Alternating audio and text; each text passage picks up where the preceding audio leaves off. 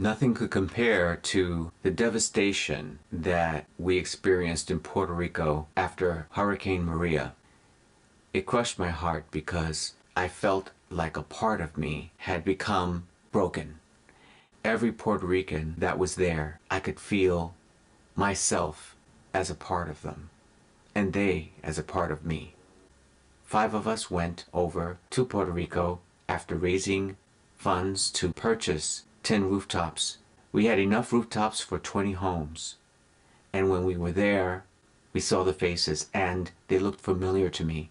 They felt like family. Because when you go to Puerto Rico, that's exactly what it feels like. Family. There's a dignity to the people of Puerto Rico. And I never forgot that when I was a child and lived there briefly for a year and went to school there. And so going back and seeing Puerto Rico after the devastation made me more fiercely determined to help these people, because these are people who are always there for their fellow man, and that's part of what being Puerto Rican is. Hi, I'm Adrian Christian. Welcome to the conversation. And today I want you to know that as a musician, as a singer, as a Latin artist, and as a Puerto Rican musician, I join and stand beside my brothers and sisters, Bad Bunny, Jennifer Lopez, Mark Anthony, Ricky Martin, and countless others who have contributed to the legacy of Puerto Rico, who have defined our story with their music and with mine. And so we stand together in such a moment as this US election of 2024 because our voice matters. And not just for Puerto Rico, but for every Latin country and for every Latin citizen in the United States. It's important to remember, and people forget, Spain relinquished and gave Puerto Rico its free status. And it was days later that America came into Puerto Rico and claimed Puerto Rico as its own. Puerto Rico didn't ask to become American, but it was taken.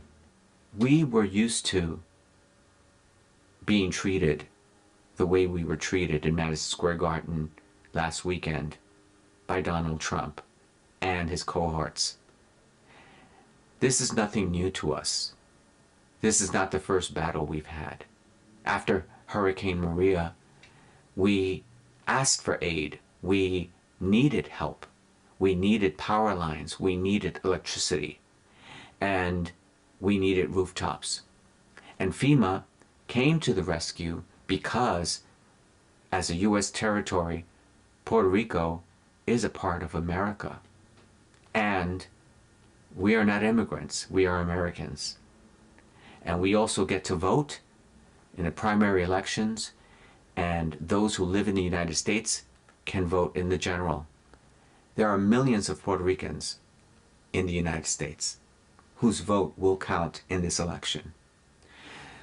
I can feel the love and the compassion of the Latin community, but I also, just like when we encountered Hurricane Maria and we came to assist, it was people from all nationalities.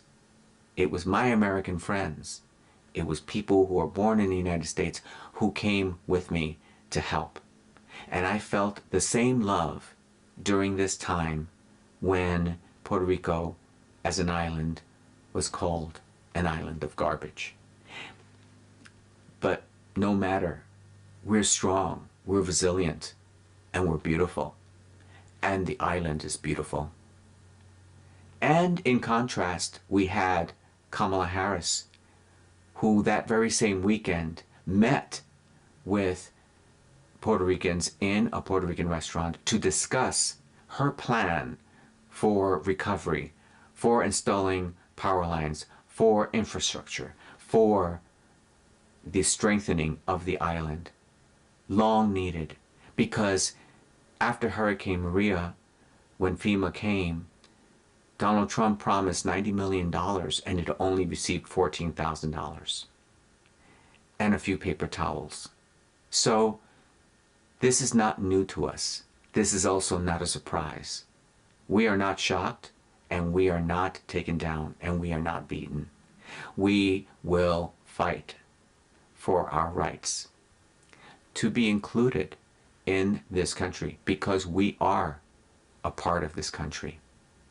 And I just want to say how much I appreciate so much of the love and support that I have felt from everyone that I have come in contact with about Puerto Rico, and the love that we have felt knowing that we are unified in turning the page for our future of this country.